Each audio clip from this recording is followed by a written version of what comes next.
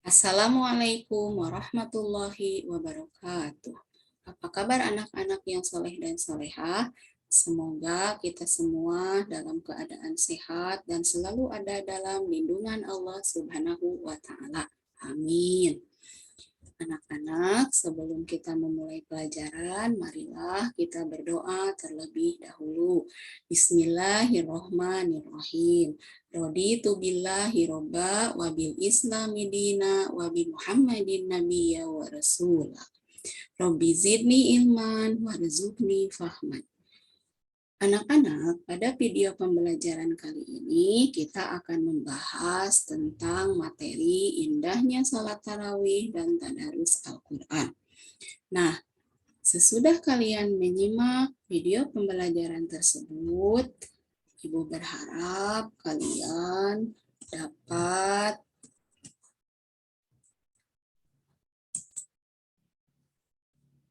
menjalankan sholat tarawih dan tadarus Al-Quran pada bulan Ramadan sebagai wujud ketaatan kepada Allah Subhanahu wa Ta'ala dan Rasul-Nya. Yang kedua, mampu menjalankan sikap tekun sebagai implementasi dari pemahaman pelaksanaan sholat tarawih dan tadarus Al-Quran. Kemudian, memahami pelaksanaan sholat tarawih dan tadarus Al-Quran. Dan yang terakhir, mampu mempraktikkan tata cara sholat tarawih dan tadarus Al-Quran. Nah, marilah sekarang kita bahas tentang sholat tarawih. Anak-anak, bulan Ramadan adalah bulan ibadah. Segala aktivitas ibadah pada bulan ini dilipat gandakan pahalanya. Oleh sebab itu, Nabi Muhammad SAW mengajak umatnya untuk memperbanyak ibadah pada bulan Ramadan itu, tentunya selain berpuasa. Contohnya, sholat tarawih, tadarus Al-Quran, bersedekah, dan perbuatan baik lainnya. Nah, apa itu tarawih? Tarawih dalam bahasa Arab adalah bentuk jamak tarwihatun, artinya mengistirahatkan. Sedangkan menurut istilah, sholat tarawih itu adalah sholat sunnah malam yang dikerjakan pada bulan Ramadan. Nah, sholat tarawih ini pada zaman Nabi Muhammad disebut dengan qiyamu Ramadan. Jadi, sholat tarawih ini hanya dikerjakan pada malam bulan Ramadan. Nah, kapan waktunya sholat tarawih itu dikerjakan? Yaitu setelah sholat isya sampai terbit fajar. Kemudian, bagaimana tata cara sholat tarawih itu? Anak-anak, pada zaman Nabi Muhammad, sholat tarawih sama seperti sholat sunnah yang lainnya, yang membedakannya itu hanya niatnya. Nah, pada zaman Nabi Muhammad, sholat tarawih itu dikerjakan sebanyak 8 rakaat dan diakhiri dengan sholat witir sebanyak 3 rakaat. 2 rakaat, 1 salam. Jadi dalam 8 rakaat itu ada 4 salam. Kemudian pada zaman Umar bin Khattab, sholat tarawih itu dilaksanakan sebanyak 20 rakaat. 2 rakaat, 1 salam. Jadi dalam 20 rakaat itu ada 10 salam dan ditambah dengan sholat witir yaitu 3 rakaat. Nah, mengapa setelah sholat tarawih itu sangat diutamakan untuk melanjutkan dengan sholat tarawih? Karena Nabi Muhammad pernah bersabda bahwa Allah Subhanahu wa Ta'ala itu witir atau esa dan suka kepada yang witir. Maka sholat witirlah wahai ahli Quran. Jadi sholat tarawih itu jumlahnya pada zaman Nabi Muhammad ada 8 rakaat, pada zaman Umar bin Khattab ada 20 rakaat ditambah dengan witir 3 rakaat.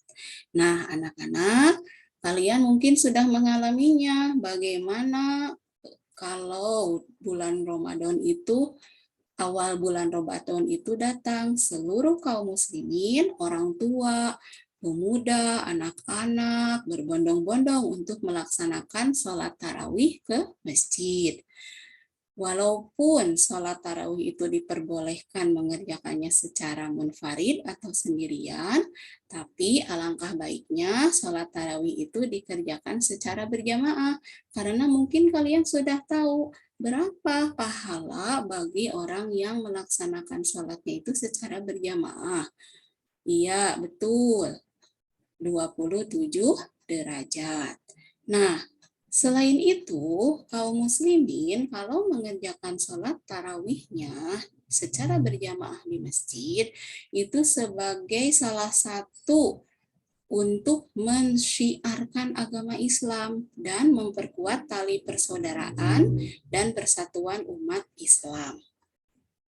Oleh sebab itu, Nabi Muhammad menganjurkan kepada kaum muslimin untuk menghidupkan malam-malam bulan Ramadan. Contohnya dengan qiyamul lail, membaca Al-Quran, berzikir, atau membaca buku-buku Islam. Nah, sekarang coba kalian perhatikan hadis berikut ini. Man qoma ramadhana imanan wahtisaban ghufirallahu ma taqaddama min dzambihi. Hadis riwayat Bukhari Muslim. Artinya, barang siapa yang mengerjakan salat malam pada bulan Ramadan karena iman kepada Allah Subhanahu wa taala dan karena mengharapkan pahala, maka akan diampuni baginya dosa yang telah lalu.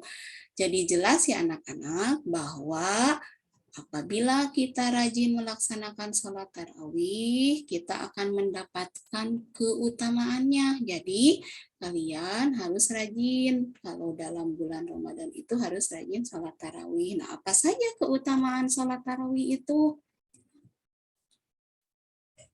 Yang pertama yaitu menambah ketaatan kepada Allah Subhanahu wa taala.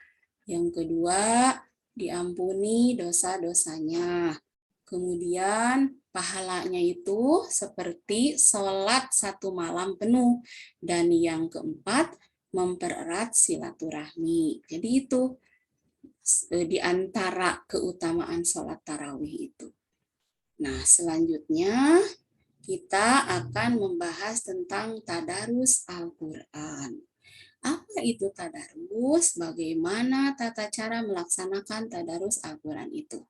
Tadarus berasal dari bahasa Arab, artinya darosa, yaitu mempelajari, meneliti, menelaah. Jadi kalau tadarus Al-Quran itu berarti artinya mempelajari, meneliti, menelaah Al-Quran. Nah, tadarus Al-Quran ini sangat dianjurkan pada bulan Ramadan karena kalian sudah tahu tadi sudah dijelaskan ya bahwa pahalanya itu sangat berlipat ganda. Nah, Rasulullah pernah bersabda, barang siapa yang membaca satu huruf dari Al-Quran akan memperoleh 10 kebaikan. Pada zaman Nabi Muhammad, tadarus Al-Quran ini dilaksanakan dengan berbagai cara. Ada yang hanya membacanya sampai hatam, ada yang menghafalnya, kemudian ada juga yang mempelajari isi kandungannya. Nah, sekarang bagaimana tata cara tadarus Al-Quran itu? Anak-anak membaca Al-Quran tidak seperti membaca kitab atau buku lainnya. Kalian hendaklah memperhatikan hal-hal berikut ini.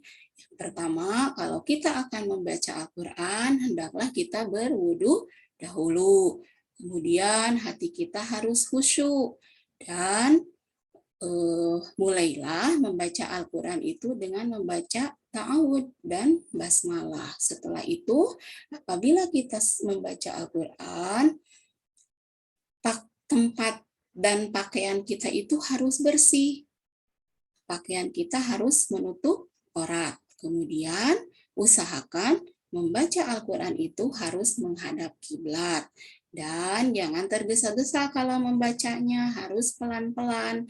Kemudian perhatikan bacaan atau ilmu tajwidnya. Nah, setelah itu kalian akhiri dengan membaca hamdalah. Jadi, membaca Al-Quran itu tidak sama dengan membaca kitab atau buku lainnya. Kalian harus memperhatikan adab atau tata caranya supaya tadarus atau membaca Al-Qur'annya itu diterima oleh Allah Subhanahu wa taala.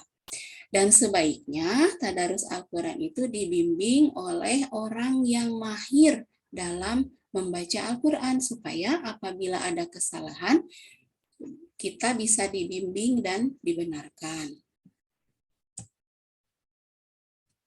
Nah, apa manfaat tadarus bagi kita ya anak-anak? Pertama, yaitu akan menambah pahala. Yang kedua, hati menjadi tenang. Yang ketiga, menambah ilmu. Yang keempat, mendapat rahmat dan kasih sayang Allah Subhanahu wa taala. Kemudian yaitu menambah kecintaan terhadap Al-Qur'an. Jadi, tadarus Al-Qur'an itu banyak manfaatnya, ya. Terutama hati kita ini akan menjadi tenang dan akan menambah atau mendapatkan rahmat dan kasih sayang dari Allah Subhanahu wa taala. Dicukupkan sekian ya materi yang Ibu sampaikan, mudah-mudahan bermanfaat untuk kita semua.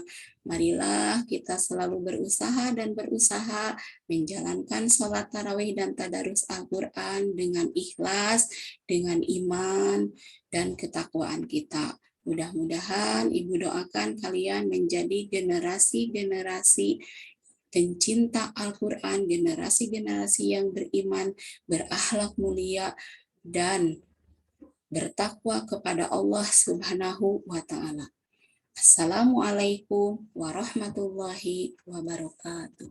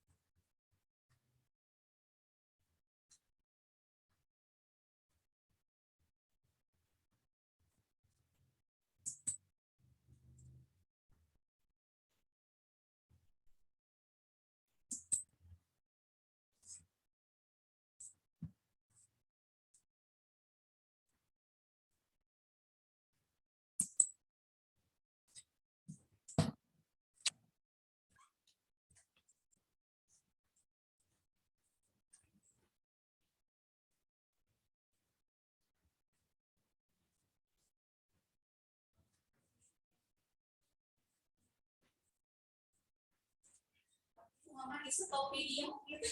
Apa? Nama aja.